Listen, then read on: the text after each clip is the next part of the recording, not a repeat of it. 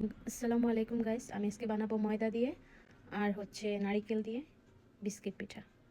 নিয়ে নিলাম এখানে 2 কাপের মতো ময়দা, সামান্য লবণ, নারিকেল দিয়ে দেব 2 চা চামচ,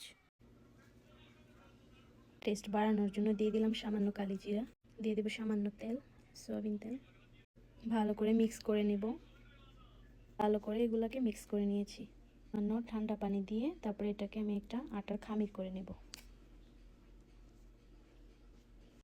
কত সুন্দর আটার খামিরটা হয়েছে। এখন এটাকে রুটির মতো বেলে নিব।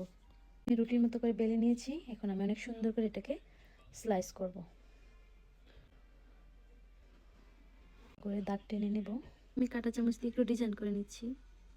এখন আমি 4 কোণা শেপ দিয়ে কত সুন্দর করে কেটে নিয়েছি। দিলাম 1 কাপের মতো চিনি, দিয়ে দিব 1.5 কাপ পানি, দিয়ে দিব 2টা তেজপাতা আর 2টা এলাচ। ফ্রাই প্যানে একটা একটা করে পিঠাগুলো দিয়ে পিঠাগুলোকে একটা করে উল্টে দেব। ভেজে রাখা পিঠাগুলো আমি শিরাতে দিয়ে দেব।